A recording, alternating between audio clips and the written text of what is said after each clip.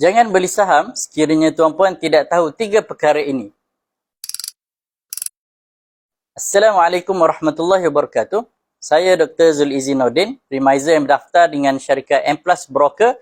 Sekiranya tuan-puan ingin membuka akaun saham, bursa dan global, boleh hubungi saya secara peribadi ataupun tekan link bio yang terdapat di profil TikTok saya. 3 cara yang selalu digunakan oleh traders untuk membeli saham. Cara yang pertama adalah dengan menggunakan technical analysis. Adakah tuan-puan tahu apakah itu technical analysis? Maksud technical analysis adalah cara untuk mengkaji pergerakan harga dan volume sesuatu saham. Sekiranya tuan-puan dapat tengok pada carta, lebih-lebih lagi di carta yang berada di belakang saya, tuan-puan boleh tengok bagaimanakah pergerakan harga sesuatu saham tersebut bergerak, sama ada menaik, menurun ataupun mendatar. Harga akan sentiasa bergerak ke kanan disebabkan oleh harga bergerak berdasarkan masa berapa lama syarikat kewangan tersebut didagangkan. Lebih-lebih lagi pasaran saham. Yang kedua adalah kajian terhadap volume. Volume adalah merujuk kepada urus niaga yang dijalankan ataupun urusan jual beli sesuatu saham sesebuah syarikat. Urusan tersebut direkodkan dalam unit lot ataupun unit-unit yang dibeli ataupun yang dijual.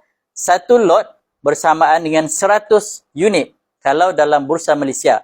Manakala sekiranya bursa USA ataupun pasaran US market, kita boleh beli minimum 1 unit saham sahaja di pasaran US. Alright. So, sekiranya tuan-puan tidak pernah belajar berkenaan dengan technical analysis, tuan-puan mungkin akan ada sedikit masalah untuk menentukan adakah sesuatu saham tersebut masih berada dalam fasa overbought ataupun oversold ataupun sudah habis fasa overbought ataupun oversold. Kenapa fasa ini penting? Semasa fasa oversold, di mana berlaku banyak penjualan, harga boleh jatuh dengan lebih jauh lagi ke bawah. Manakala dalam fasa overbought pula, apabila buyer masuk secara beramai-ramai, buyer boleh menyebabkan harga push up naik lebih tinggi lagi ke atas. Alright.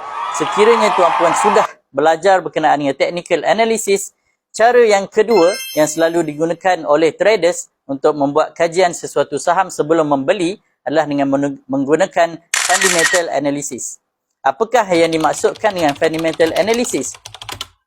Fundamental analysis adalah cara untuk kita membuat kajian terhadap sesebuah syarikat untuk melihat betapa kukuh kewangan ataupun bisnes perniagaan yang dijalankan oleh sesebuah syarikat. Kita nak lihat berapa banyak aset yang dimiliki oleh sebuah syarikat, berapa banyak liabilities ataupun hutang yang dimiliki oleh syarikat tersebut, dan adakah jumlah aset yang ada dapat menampung jumlah liabilities yang ada yang dimiliki oleh syarikat tersebut.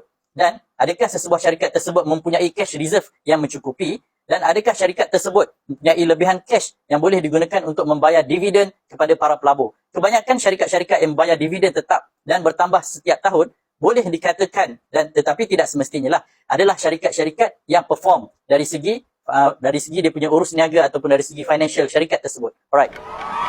Sekiranya tuan-puan tidak tahu cara pertama iaitu menggunakan technical analysis untuk memilih saham, ataupun tuan-puan tidak tahu cara yang kedua menggunakan fundamental analysis untuk membuat pilihan sesebuah saham syarikat, tuan-puan boleh jatuh kepada kategori yang ketiga iaitu menggunakan hope analysis.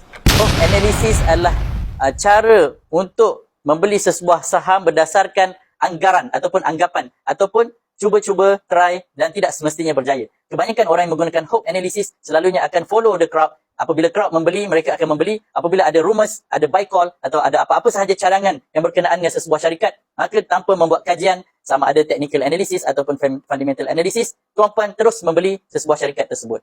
Apakah risikonya? Risikonya adalah tuan-puan boleh beli tetapi tuan-puan tidak tahu di manakah tempat yang paling selamat ataupun yang paling sesuai untuk exit sesebuah saham syarikat tersebut.